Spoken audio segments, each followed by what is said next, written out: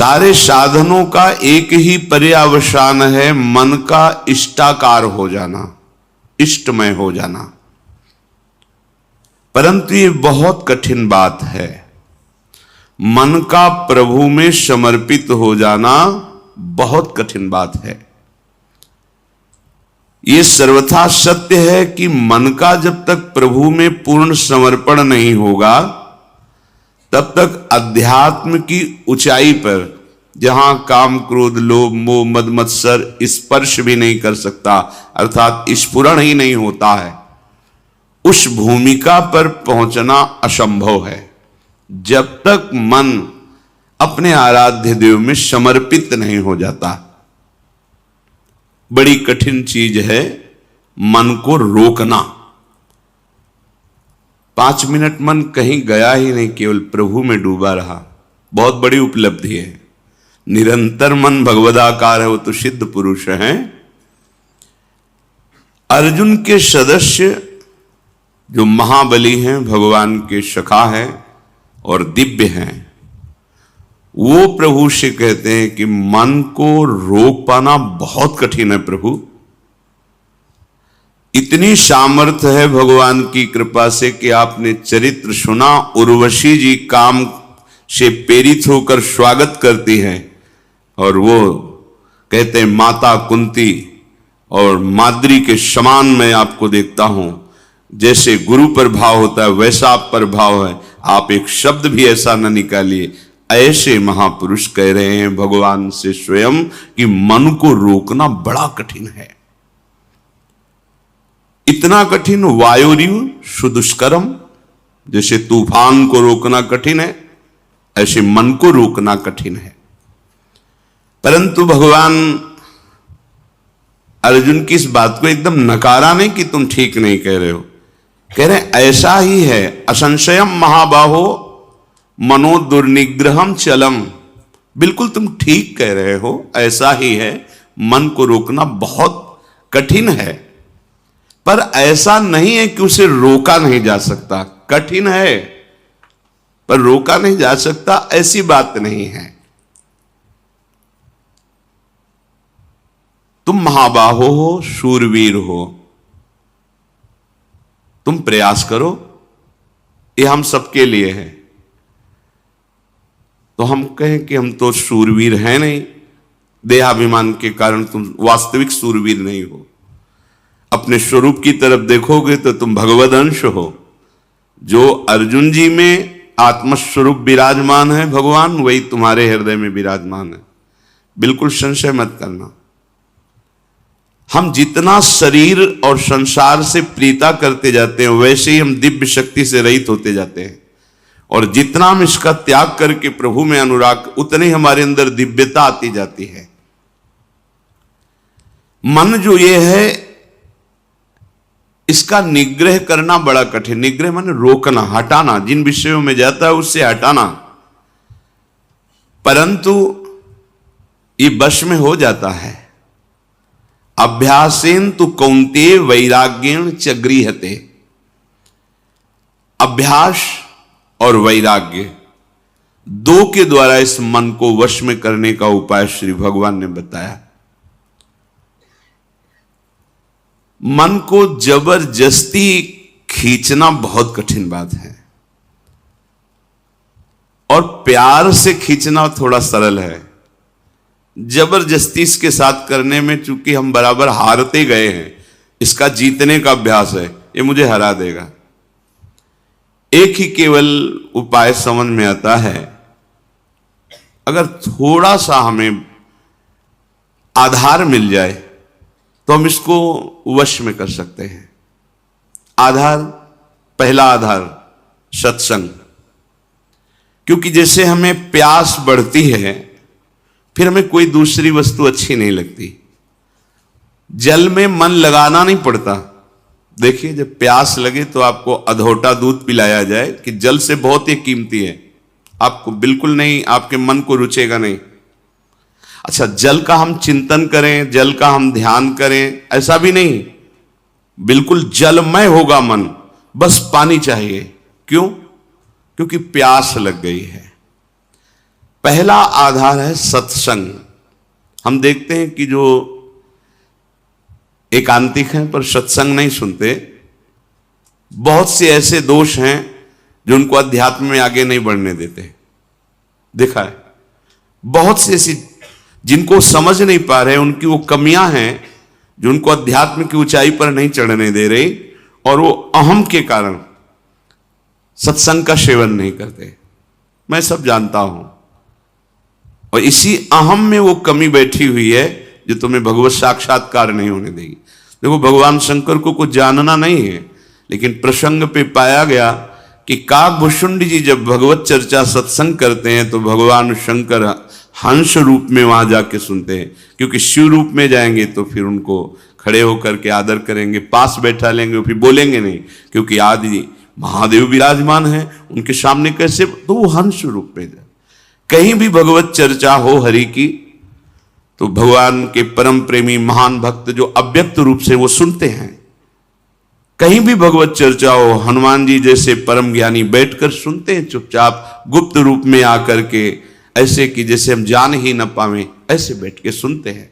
सबसे पहला मन को रोकने का आधार है सत्संग। सत्संग क्या करता है? प्यास जगाता है प्रभु की। हमें क्यों आवश्यकता है भजन की? हम क्यों भगवत प्राप्ति करें? क्या जरूरत है? हमें जरूरत है भोजन की, रुपया पैसा की, भोग सामग्री की, पद प्रतिष्ठा की, वाहवाही की। ये असत्संग की बातें सत्संग में पूर्णतया धीरे धीरे अंदर की जो मन में बैठी हुई वो नष्ट हो जाती है, और निश्चय होने लगता है कि भगवत प्राप्ति और भजन ही यही जीवन है। पहला आधार सत्संग है जो हमें प्रभु की प्यास जगाता है। बिना आधार के मन टिकता नहीं है। जब हमें सत्संग रूपी आधार मिलता है तब भक्तों से प्रियता जागृत होती है। कई जैसे उपासकों ने बाहर के प्रश्न किया कि हम श्री जी को नहीं जानते, क्या संप्रदाय है, क्या उपासना, हम तो बस आप और आपकी बात को मानते हैं। हमारे सामने आप हैं और आपकी बात है, बात बन गई क्योंकि आपने आधार ले लिया ना। और भगवान को बहुत प्रसन्नता होती दास दासोहम वृत्ति से। हरिदासों के प्रति दासत्व का भाव रख लिया जाए तो बहुत जल्दी। इसके बहुत सी छंदों में सेवक जी ने राधा वल्लभ भजत भज भली भली सब होए ऐसा वर्णन किया है। दूसरा आधार प्राप्त होता है भक्त प्रियता। भक्त प्रियता का तात्पर्य होता है उनके शरीर से राग नहीं, उनके द्वारा जो दिया हुआ उपासना का स्वरूप है वो प्राणों से भी अधिक प्रिय लगे। कल किसी ने एकांत में पूछा था, हम आपके हैं पर बहुत दूर रहते हैं विदेश में, ये बर्दाश्त नहीं होता, आपसे दूरी बर्दाश्त नहीं होती। अच्छा है, पर उससे विवेक पूर्वक समझिए, हृदय की नजदीकी सबसे बड़ी नजदीकी होती है। शरीर की नजदीकी आपकी है और हृदय की नहीं है तो आप हमसे बहुत दूर हैं। हृदय की नजदीकी सदैव नजदीकी मानी जाती है, शरीर की नजदीकी और हृदय की दूरी बहुत दूरी माना जाता है। भक्त प्रियता, पहला सत्संग, दूसरा भक्त प्रियता। आपके हृदय में भक्त प्रियता। एक बार श्री पूज्य गोस्वामी राधा वल्लभ जी के पूर्व में किसी भक्त के यहां गए, हो बड़ा दैन्य भक्त, बहुत पुकार, तो आचार्य चरण कृपा करके पधारते थे, गृह पावन करते, राधा वल्लभ लाल जी के चरणों की उपासना का भाव प्रकट करते। उन्होंने कुछ ऐसे नाम मात्र की भेंट दी, चरणों में रोए। तो एक शिष्य थे जो बहुत धनी मानी थे, तो उन्होंने एकांत में 1 लाख स्वर्ण मुद्राएं रखी और कहा, महाराज जी मुझे अच्छा नहीं लगता कि आप ऐसों के घर में जाएं, ये मुद्राएं रखिए, जब जितना आदेश करेंगे भेजते रहेंगे, ये हमारे गुरुदेव वैसे नहीं। उनका तो तुम समझते हो हम धन लेने के लिए इनके घर आए? उठाओ, आज के बाद कभी सामने मत आना। हम भाव ग्रहण करने आते हैं। धन उठाओ, हमारे पास राधा वल्लभ लाल रूपी धन, हटाओ इसको, कभी सामने मत आना हमारे। क्या उन्होंने गलत कहा था? वो धनी थे, उनको था कि शायद ऐसा नहीं, गलत सोच अंदर की है। गुरुदेव आपकी वस्तु है, आप कृपा करके स्वीकार कीजिए। ये तो चलता है, लेकिन आप उसके यहां नहीं जाइए। और ये तो दासता हो गई ना, तुम स्वामी हो गए ना आज्ञा करने वाले धन के बल से। ये अभिमान झलका ना, निकलो यहां से, तुरंत निकलो। बड़ा सूक्ष्म है भगवत मार्ग। नारमल जी महाराज देखा कि अपने पीतांबर में सूखी लकड़ियां आचार्य चरण स्वयं बीन करके वृंदावन की लताओं से प्यारी जू के लिए रसोई अमनिया करते हैं। देववंश आए हुए थे राजघराने के।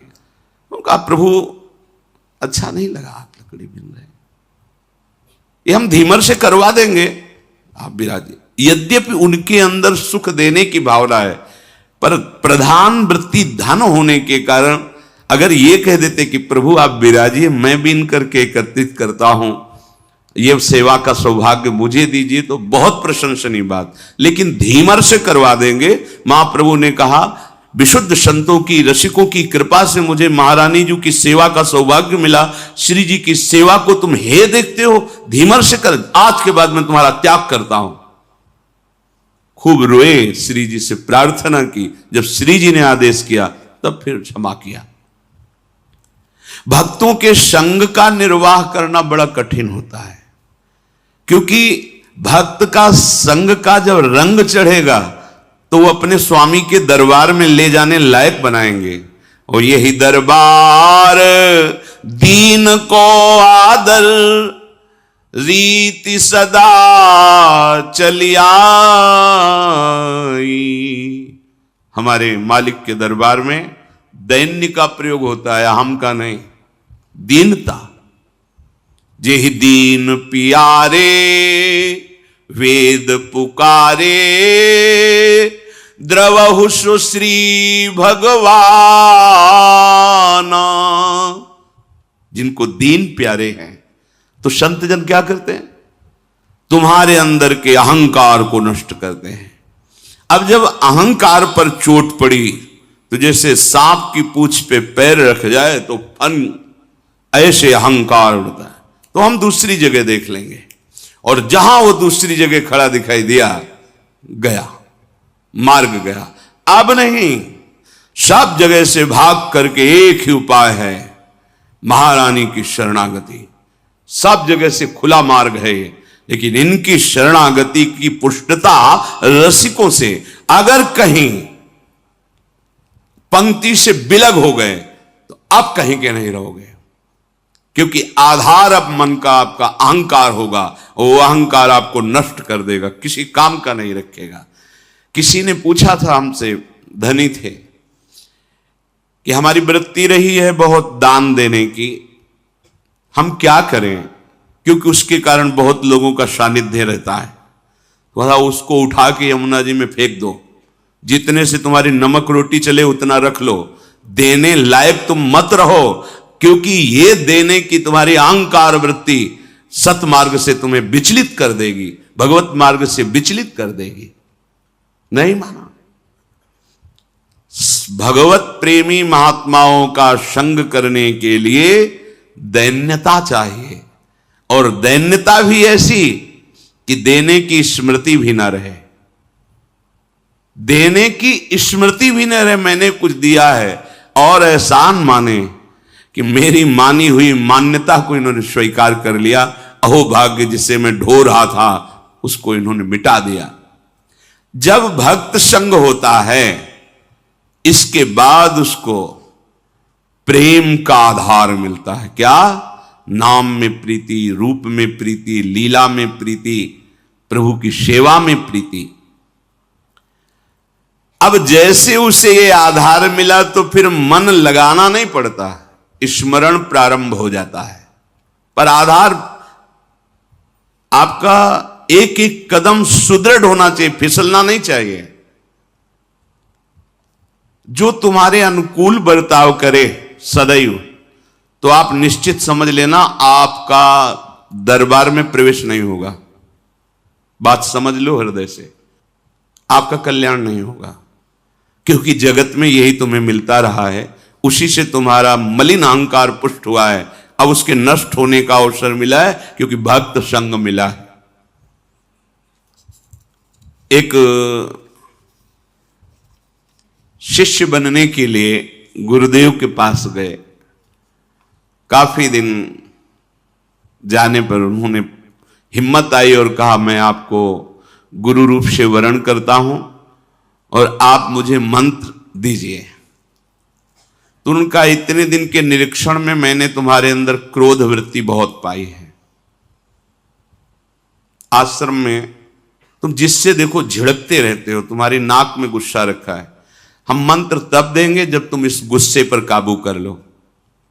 1 वर्ष तुम्हें समय देते हैं, अपने क्रोध को काबू में करो, फिर तुम्हें हम मंत्र देंगे। 1 वर्ष तक तुम्हें कोई भी सताए, तुम्हें गुस्सा नहीं करना जी। 1 वर्ष पूरा हुआ, स्नान करके आ रहे थे, गुरुजी ने एक मेहता रानी को बुलाया और कहा, माई ये आ रहा है, तुम झाड़ू ऐसा लगाना किसी के ऊपर धूल जाए। ठीक है। वो तब तक खड़ी रही जब तक वो अजान नजदीक आए, तो रज में ऐसी झाड़ू लगाई कि पूरा रज ऊपर एकदम, तुझे दिखाई नहीं दे रहा मैं नहा के आ रहा हूं, और ऐसा बहुत बिगड़े। वो हाथ जोड़ के, महाराज क्षमा करो, हमें पता नहीं था कि आप आ रहे हो, हमारा काम ही है सोहनी लगाना, ऐसा। तो मारने के लिए भी। अब वो गए, कहा गुरुजी 1 वर्ष हो गए। तो बोले, जिसको त्यागने के लिए कहा था वो तो त्यागा नहीं। सुना अभी अभी तुम गुस्सा करके आ रहे हो मेहतरानी से, जो नित्य सोहनी सेवा करती हैं। पूज्य भाव रखना चाहिए। तुमने उन पर क्रोध किया और सुना कि तुमने ऐसे भी मारा नहीं, पर हाथ तुम्हारा उठ गया, अभी नहीं, जाइए 1 वर्ष और अभ्यास कीजिए। अब दूसरे वर्ष जो वो नित्य वही आश्रम की सोहनी सेवा का उसका, बोले अब की बार झाड़ू मारना, धूल नहीं, नजदीक आवे तो झाड़ू ऐसे लग जाए उसके शरीर में। बोले जो महाराज मारेगा तो नहीं। बोले नहीं, अब की बार 1-2 शिष्य आसपास रहेंगे, अगर वो गुस्सा करेगा तो उसे पकड़ लेंगे, तुम्हें मारेंगे नहीं। ठीक है महाराज। जब वो स्नान करके बड़े आनंद से आ रहे थे, तो अब की धूल नहीं उड़ाई, सीधे नजदीक जाके ऐसे झाड़ू 1-2 मारी और सीधे उसके शरीर में, पैरों में ऐसे। उसने कहा कि मूर्खा, तुझे समझ में नहीं है, मेरा 1 साल पीछे बर्बाद कर दिया। फिर दूसरा, मैं स्नान करके दीक्षा के लिए जा रहा था और बहुत कड़ुआ बोले, पर हाथ नहीं उठाया। गुरुजी, देखो तुमने गुस्सा किया, अभी 1 वर्ष, जब तुम्हें गुस्सा ना आवे 1 वर्ष अभ्यास करो। क्रोध नष्ट होने पर ही हम, क्योंकि ये क्रोध बना रहेगा तो ये भजन आगे को जो विस्तार करना है भजन का, भागवतिक प्रकाश, वो होने नहीं देगा। अब सोचो, जो अपने लोग परमार्थ में काम क्रोध लोभ आदि की वृत्तियों को ही नहीं देख रहे, मनमानी आचरण कर रहे, कैसे भगवत बोध होगा। गुरुदेव इतना समय हो गया और आपने एक बहाना बना लिया है कि गुस्सा करो। बोले दोष दृष्टि करते हो, और नहीं नहीं नहीं क्षमा, पर तो 1 वर्ष और, अगर भगवान नाराज हो जाए किसी कारण से तो गुरुदेव भगवान क्षमा कर दे, तो भगवान कभी अपराध नहीं मानते। हरि रूठे गुरु शरण है, गुरु रूठे हरि नाही। यदि गुरु भगवान का हृदय संतप्त हो गया तुम्हारे आचरण से, तो तुम्हें भगवान श्री हरि सहयोग नहीं करेंगे। अगर श्री हरि नाराज हो जाए और गुरुदेव भगवान का वरद हस्त है, कुछ नहीं बिगड़ने वाला। गुरुजी ने कहा कि अब तुम्हें 1 वर्ष तक पुनः अभ्यास करना है। तीसरा वर्ष गंगा स्नान करके आया। गुरुदेव ने कहा आपकी बार कूड़ा भर के पूरी टोकरी रखना, जितना जूठन पत्तल सब आते उसकी खोपड़ी से डाल देना। ऐसा ही किया। जे भी नजदीक आए पूरा वो सब पवित्र जो प्रसादी दोना पत्तल झाड़ू से लगा के जो कूड़ा कर सब उनके ऊपर से डाल दिया। तुरंत उन्होंने घुटने टेके और चरण पकड़ा और कहा मां मैं समझ नहीं पा रहा था कि आपका उद्देश्य क्या है। कहीं न कहीं गुरुदेव भगवान की हम पर कृपा है। मुझे आज दोबारा स्नान करने का सौभाग्य मिलेगा गंगा जी का। लौट गए, नहा के आए, कहना नहीं पड़ा गुरु मंत्र दे दो, आओ गुरु मंत्र लो। क्रोध मान कई बार बताया। लाला बाबू जी जब परम विरक्त रहते थे, एक लंगोटी लगाते भिक्षावृत्ति से जीत, और जब श्री कृष्णदास जी से कहते कि विरक्त मंत्र और विरक्त भेष दे, और नहीं अभी आप अधिकारी नहीं, तो खोज करते कि मेरे में कौन सी ऐसी कमी रह गई जो गुरुदेव। तब ध्यान आया कि बड़े सेठ थे तो रंगनाथ जी के सेठ से उनकी लाग डांट थोड़ा ईर्ष्या चलती थी, हो सकता है ये वृत्ति अंदर हो, इसलिए शायद ऐसा। तो भिक्षुकों की लाइन में सुबह वहां खिचड़ी आदि रंगनाथ जी वो भिक्षुकों की लाइन में खड़े हो गए। किसी ने जाकर बताया कि लाला बाबू भिक्षुक बन करके खड़े, वो सेठ जी सुंदर सुंदर भोग सामग्री और अमूल्य वस्तुएं, और कहा सेठ जी आप लाइन में क्यों खड़े। एकदम ईर्ष्या जो अंदर थी वो सब पानी पानी हो गई, और उनका आप आइए। ऐसा नहीं, बोले हम तो भिक्षुक हैं, बस एक मुट्ठी खिचड़ी या चावल दे दीजिए। और वापस जा ही रहे थे कि रास्ते में गुरुदेव मिल गए और कहा आज तुम्हें विरक्त मंत्र और विरक्त भेष देने की इच्छा हो गई। बड़ा सूक्ष्म भगवत मार्ग। ये देहाभिमानी, धनाभिमानी, बुद्धियाभिमानी ये उस महिमा को नहीं जानते हैं। तो जब हमको किसी भक्त का संग मिले तो समझना कि मन का आधार मिल गया है। हमने प्रभु को नहीं देखा, लेकिन प्रभु स्वरूप गुरुदेव को देख रहे हैं। हम प्रभु से तो बात नहीं की, पर अपने गुरुदेव से बात कर रहे हैं। प्रभु की आज्ञा को तो हम नहीं समझ पाए, क्योंकि गीता भागवत वेद सब भगवान की आज्ञा है, पर हम गुरुदेव की आज्ञा पर चलते हैं। तो इनकी कृपा से ज्यादा प्रयास नहीं करना पड़ेगा, मन स्वाभाविक लगने लगेगा। साधन का उपदेश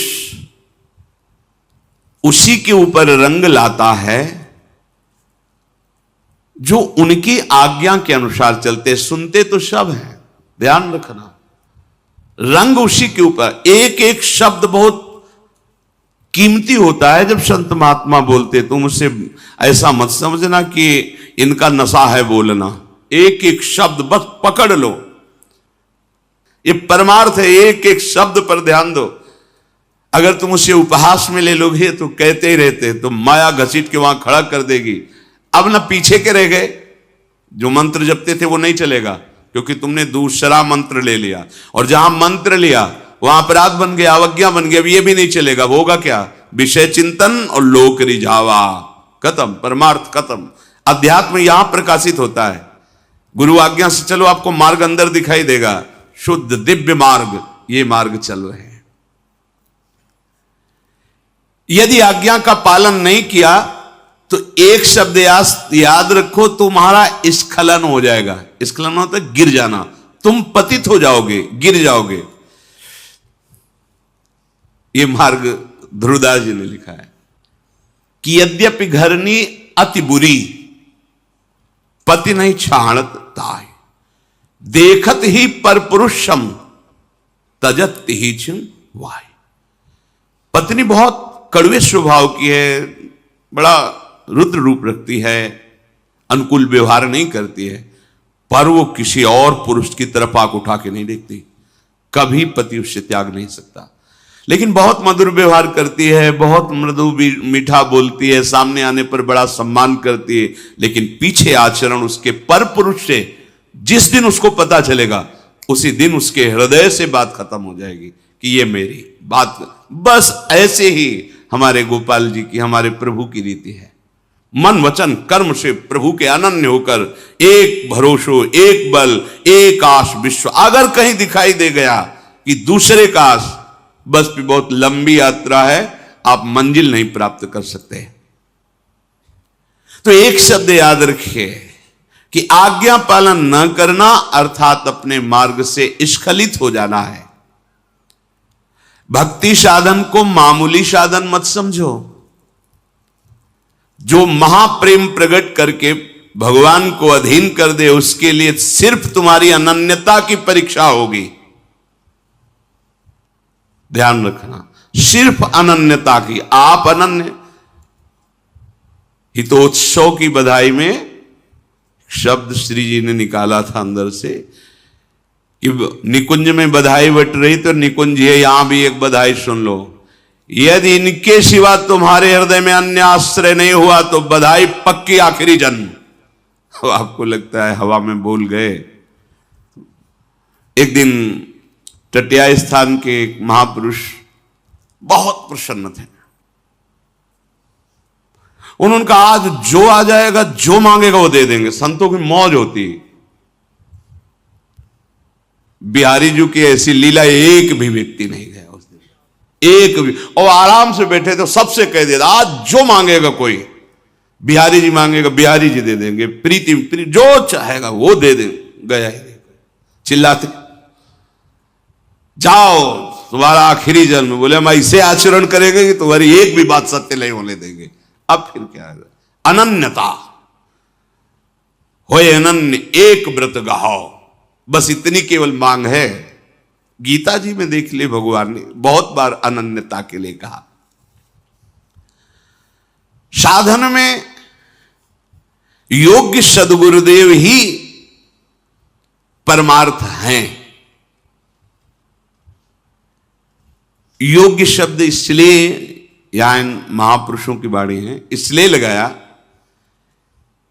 कि पहले गुरु संग करना, पहला ही आधार बताया गया सत्संग, कि संग से ये देखना है कि ये जो मुझे स्वीकार कर रहे हैं मेरे धन के लिए, मेरे किसी पावर के लिए या किसी स्वार्थ के लिए तो नहीं है। अगर है तो नहीं बनाना चाहिए गुरु। जज स्वामी जब नारायण स्वामी के नाम से जो प्रसिद्ध हुए, जब उनको जज भाव से वैराग्य हुआ भगवत प्राप्ति के लिए, तो हरिद्वार गए, ऋषिकेश। वहां सब संतों के समीप चरणों में जाते और कहते मेरे पास अरबों की संपत्ति है और मुझे वैराग्य हो गया, बस सन्यास आप दे दीजिए और सारी संपत्ति ले लीजिए। तो बस सीधे उत्तर होता आप गंगा नहा के आ जाइए। वो दोबारा जाते नहीं उस आश्रम में, क्योंकि उनको यह लगता कि मेरी जज पद और मेरी संपत्ति का यहां मान हो रहा है, बात नहीं बनेगी। मैं अमुक हूं, मेरे पास इतना वैभव है और मैं विरक्त होना चाहता हूं, सब आपको देना। आओ आओ आओ, मतलब आदर किसका हो रहा है? नहीं। जहां वो गए उनको तब उन्होंने विचार किया कि गुरु के बिना भगवत मार्ग नहीं, भगवत मार्ग के बिना हमारा जीवन नहीं, इसलिए प्राण त्याग देंगे। तो उत्तराखंड तो पर्वतों का, बहुत बड़ी बड़ी खाइयों का, तो विचार किया ऐसी ऊंचाई में चढ़ेंगे और वहां से शरीर को गिरा देंगे और मृत्यु। क्योंकि बिना गुरु के भगवत मार्ग प्रकाशित नहीं होता और गुरु हमें मिल नहीं रहे। जो ही चढ़ाई पर चढ़कर गिरने की सोचा, पीछे से किसी ने पकड़ लिया। ऐसे पीछे मुड़ के देखा, एक संत खड़े थे। गुरु चाहिए? नारायण नारायण नारायण। तत्काल अंतर्धान हो गए। जीवन भर बस नारायण नारायण नारायण। तो भाई जी के समीप जब गीता वाटिका में गए थे तो नाम महिमा दिखाने के कोई चमत्कार नहीं, वो एक ऐसे नली रखे, कहीं भी रख दो, यहां रख दो, कान में लगाओ तो यहां नस जैसे धक धक ऐसे होती, ऐसे नारायण नारायण नारायण नारायण। काशी में एक माई थी जो सन्यास मार्ग की पथिक थी, और प्रणो ओम ओम ओम, तो जैसे तिलक बहुत काल तक लगाओ फिर धुलो तो वहां सफेद चिन्ह बन जाता है, ऐसे उसके पूरे ऐसे शरीर में ऊर्ध्वभाग में प्रणो लिखा हुआ था। लिखा हुआ नहीं, ऐसे स्वाभाविक ऐसे उसके त्वचा में दिखाई देता था। हमारे हित धाम में श्री स्वामी शरण बाबा हो गए हैं, उनके मस्तक में ऐसे राधा निरंतर रटने का, राधा राधा। यदि हम जिनके पास गए हो हमारे पद का सम्मान कर रहे हैं, हमारी भोग सामग्री का सम्मान कर रहे हैं, तो फिर बात गड़बड़ है, फिर ठीक नहीं। शिष्य बनने के लिए केवल उसकी भगवत प्रियता देखी जाती है। क्यों मंत्र लेना चाहते हो? भजन करके भगवत प्राप्ति, इसके बाद कुछ नहीं पूछा जाता। तुम व्यापार करते हो, तुम नौकरी करते हो, तुम क्या नहीं, तुम कौन हो, क्या, कुछ मतलब नहीं। किस कुल के, कितना पढ़े लिखे, कितना ऐश्वर्य, ये सब अगर पूछा जाता है तो बात कुछ और है। केवल पूछा संत केवल देखता है किस उद्देश्य से तुम दीक्षा लेना चाहते हो।